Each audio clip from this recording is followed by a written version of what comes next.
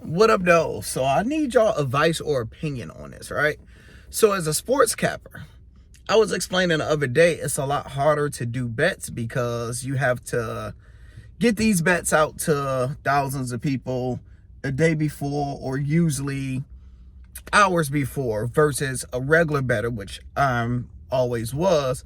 I would do these bets 30 minutes before the game, an hour before the game, because I would see who's going to be injured, who's playing, all of the crazy stuff, right?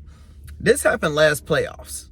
And this is the beginning of this season, and this is already starting to happen. And I see a trend of we don't know who is playing until 20 minutes before the game.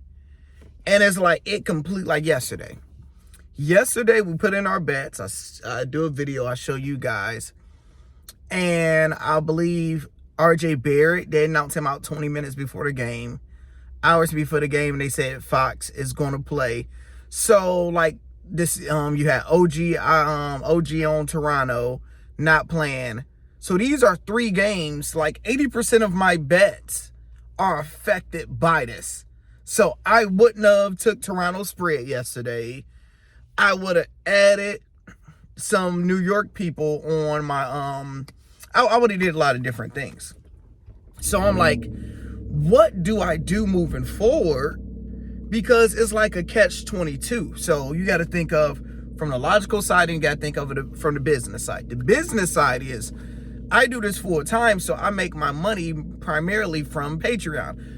YouTube, they pay like $6 every 1,000 views. So you don't make no real money with that. I lose money doing that. But I make my money with the Patreon. So if I just gave out bets last minute, 30 minutes, an hour before, I could send it out to everybody that subscribed to the Patreon, but my business wouldn't technically grow because I'm not using YouTube to show the bets, let people get in for free, then a hit.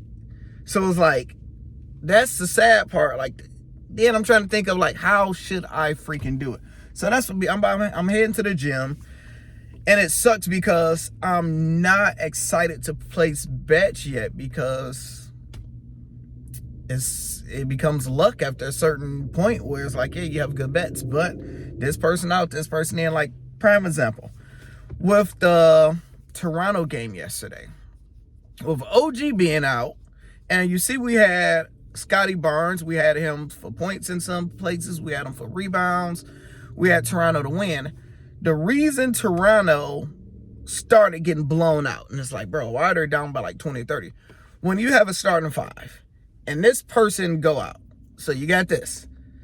Somebody have to make up right here, and everybody role changes. So it's like, if Scotty Barnes have been grabbing rebounds and getting assists lately, now he have to score, which is going to take away from his rebounds, and it's going to be harder to get assists. So the rotation is weird. So that's why they're down by 20, because everybody not knowing where they need to be at, what they need to do. And they came back because there's a better team, and they just figured it out. Like, okay, let's give the ball to our ballers. Let's do what we need to do. All right, so just venting. What's y'all thoughts? What y'all think I should do? Because I have no clue.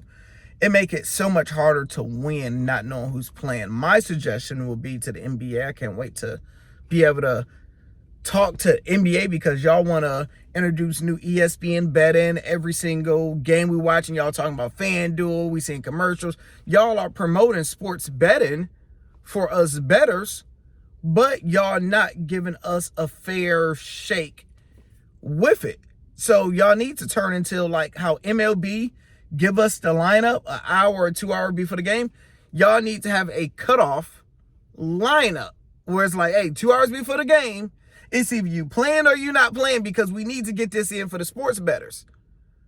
We gonna have to boycott or something for them to start having to give us a 2 hour lineup because we're losing money just guessing.